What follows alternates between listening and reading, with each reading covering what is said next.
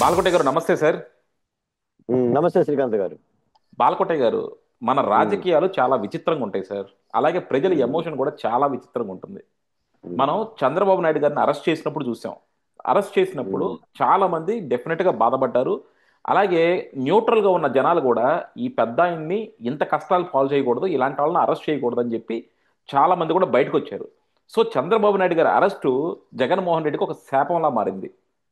ఎందుకంటే ఎవరినైనా సరే ఒక రాజకీయ నాయకుడు తప్పు చేసినా ఒప్పు చేసినా సరే వాళ్ళని ఇబ్బంది పెడితే మాత్రం ప్రజల్లో ఒక సింపతి అయితే జనరేట్ అవుతూ ఉంటుంది సార్. కాకపోతే వల్లభనేని వంశీ అనే అతను చంద్రబాబు నాయుడు గారితో కంపేర్ చేసే అంత స్థాయి కాదు కానీ, కాకపోతే వల్లభనేని వంశీ చేసే నాటకాల వల్ల కావచ్చు, ఆయన్ని మీడియాలో ప్రొజెక్ట్ చేస్తున్న విధానం వల్ల కావచ్చు, వల్లభనేని వంశీ మీద కొద్దిగా సింపతి ఫ్యాక్టర్ బిల్డ్ అవుతుందేమో అనిపిస్తుంది సార్. ఎందుకంటే ఆయన ఆ రోజు భువనేశ్వర్ గారిని అన్న మాటలకి ప్రజలందరూ కూడా అసహించుకున్నారు, ఆయన ఓడించారు కూడా. కాకపోతే ఇప్పుడు అరెస్ట్ చేసి ఆయన ఆయన అవతారాన్ని కంప్లీట్గా మారిపోవటం వల్ల, ఆయన ఈనాడులోను ఆంధ్రజ్యోతిలోను కొన్ని ఫోటోలు వేయటం వల్ల మామూలు ప్రజల్లో కూడా అరెరే, ఈడికి ఎంత కష్టం వచ్చింది.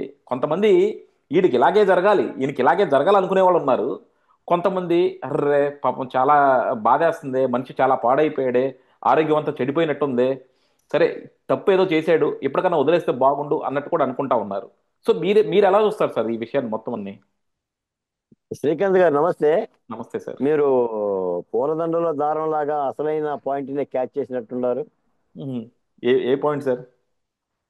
ఇప్పుడు వల్లభనేని వంశీకి సంబంధించిన జైలు జీవితం మ్మ్. పదే పదే ఆయన కోర్టు దగ్గరికి తీసుకెళ్ళటం, దాన్ని మీడియాలో చూపించటం, పత్రికల్లో రాయటం, మ్మ్. ఆయన విషాద వదనం, నగ్గటం, మ్మ్. అనారోగ్యకరమైన పరిస్థితులు వీటన్ని చూసి అసలు వల్లభనేని ఏం తప్పు చేశాడనే అంశాన్ని పక్కన పెట్టి మ్మ్. అయ్యో పాపం అనే సింపతి పెరుగుతుంది. మ్మ్. అదే కదా మీరు చెప్పేది. అవును సార్. ఆ, అంటే నిజానికి నాకు తెలిసి ఆ సింపతి వేవ్ పెరుగుతుందండి. మ్మ్. నేను ఈ మధ్య ఇద్దరు ముగ్గురు మిత్రుల దగ్గర కూర్చున్నప్పుడు వాళ్ళు తటస్థమైన వ్యక్తులే, వాళ్ళు ఏమన్నారంటే నాతో, బాలకొట్టయ్య గారే వల్లభనేని వంశీని బతకనివ్వరా, చంపేస్తారా అని అడిగారు నన్ను. అదేంటి అలా అడుగుతున్నారు అని అంటే, అయ్యో పాపం ఆయన ఆరోగ్యమే బాగలేదు, హాస్పిటల్ కూడా తీసుకెళ్తలేదు కదా, చూపించట్లేదు కదా మాట్లాడారు. లేదు లేదంటే హాస్పిటల్కి ఎందుకు తీసుకెళ్ళరు, కోర్టు ఇస్తుంది కదా పర్మిషన్, హాస్పిటల్ తీసుకెళ్తున్నారు కదా, చూపిస్తున్నారు కదా అని కూడా చెప్పాం. అంటే ఒక సింపతి వేవ్ క్రియేట్ అవుతుంది. కాకపోతే ఏంటంటే, నేను గతంలో ఎప్పుడో ఒకసారి మీకు చెప్పుంటా, రాజకీయాల్లో కాలు జారినా పర్వాలేదు కానీ నోరు జారకూడదు. వల్లభనేని కాలు జారలా, నోరు జారి. ఎంత నోరు జారిందంటే జారనంత నోరు జారి. ఇంకా నిజానికి ఏంటంటే, అసలు ఇతగాడిని అరెస్ట్ చేసింది కూడా భువనేశ్వరి దేవి గారిని తిట్టిన విషయంలో కాదు సార్. ఇది జనంలో కూడా వెళ్ళటంలా.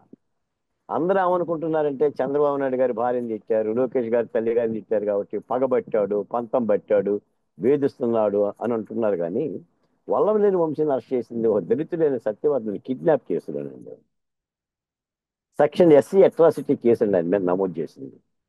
సెక్షన్ ఎస్సీ అట్రాసిటీ కేసు నమోదు చేసినప్పుడు మినిమం 90 డేస్ తర్వాత బెయిల్ అండి. 90 డేస్ లోపల, 90 రోజుల లోపల బెయిల్ రాదండి, దాని షరత్ అది.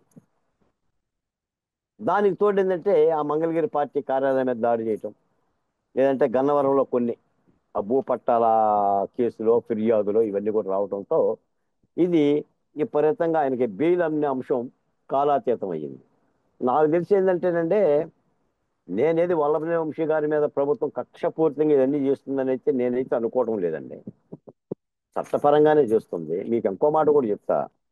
అసలు ఈ రోజున ఆంధ్రప్రదేశ్లో కూటమి ప్రభుత్వం విచారణకి వేస్తుంది, నోటీసులు ఇస్తుంది. నోటీసులు ఇచ్చిన తర్వాత ముద్దాయిలు హైకోర్టుకి వెళ్ళి బెయిల్ తెచ్చుకునేంత వరకు ఎదురు చూస్తుంది. హైకోర్టుకి వెళ్ళనిస్తున్నారు, సుప్రీంకోర్టుకి వెళ్ళనిస్తున్నారు. ఆ రెండు కోర్టులకు వెళ్ళి అక్కడ వాదోపవాదాలు జరిగి కోర్టులు కూడా బెయిల్కి నిరాకరించిన తర్వాతే అరెస్టులు చేస్తున్నారు. మీరు చూడండి, ధనంజయ రెడ్డి అని కృష్ణమోహన్ రెడ్డి కోర్టుకి వెళ్ళారు.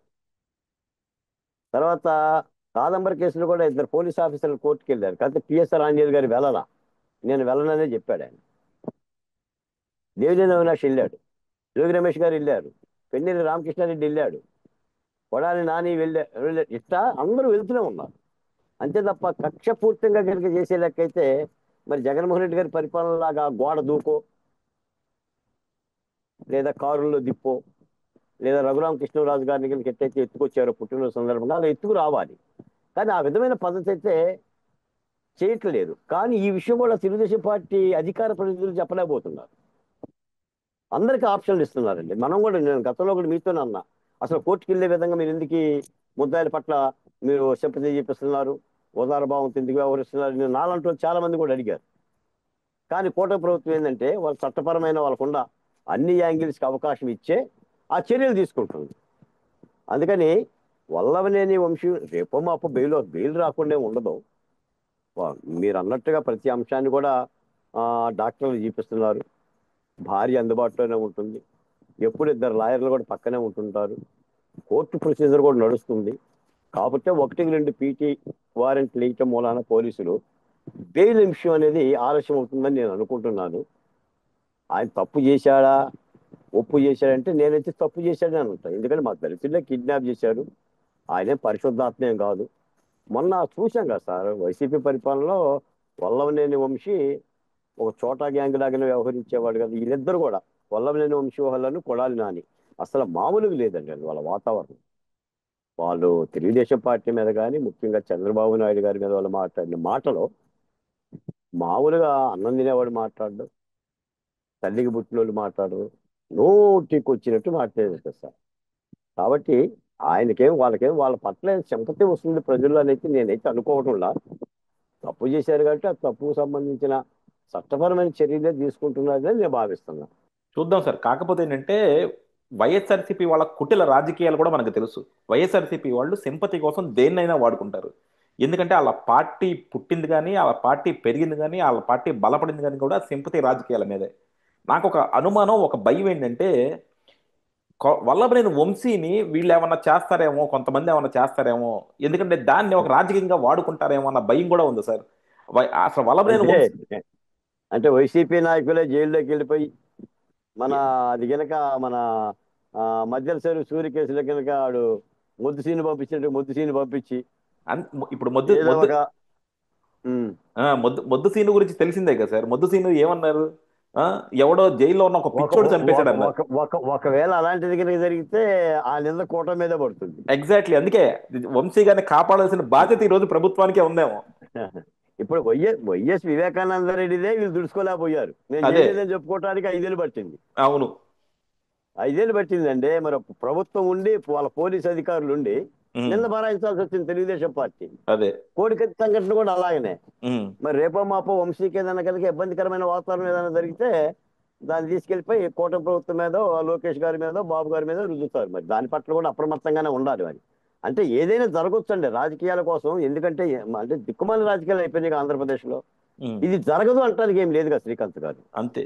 ఉమ్, ఇప్పుడు చెల్లెళ్ళ పట్ల, పుట్టిన తల్లిదండ్రుల పట్ల ఈ విధమైన వ్యవహారాలు ఇప్పుడు మీరు ఒక మాట చెప్తా. ఇప్పుడు విజయసాయి రెడ్డి గారు చూడండి, ఉమ్, ఎక్కడున్నాడు ఆయన? ఉమ్, అసలు విజయసాయి రెడ్డి అంటే ఎవరు? ఉమ్, ఇప్పుడు ఎక్కడున్నాడు? ఇప్పుడు వైసీపీలో జగన్మోహన్ రెడ్డి గారు విజయసాయి రెడ్డి గురించి ఏం మాట్లాడుతున్నారు? ఆయన ఆత్మబంధువు గురించి ఆయన ఏం మాట్లాడుతున్నాడు? ఉమ్, అంటే ఏదైనా జరగవచ్చు అంటానికి. ఉమ్. కాదేది కవిత అనర్హం అని శ్రీశ్రీ గారు అన్నట్టుగా అగ్గిపుల్ల, కుక్కపిల్ల, సొబ్బబిల్ల ఏదైనా రాజకీయాలకి అతీతం కాదన్నట్టుగానే ఉంది. కాబట్టి మరి మీరు అన్నట్టుగా వంశీ ఆరోగ్యం పట్ల కూడా కూటమి ప్రభుత్వం జాగ్రత్త వహించాలి. అదే. యా, చూద్దాం సార్. థ్యాంక్ యూ అండి. Thank you very much sir. Thank you Srikanth గారు.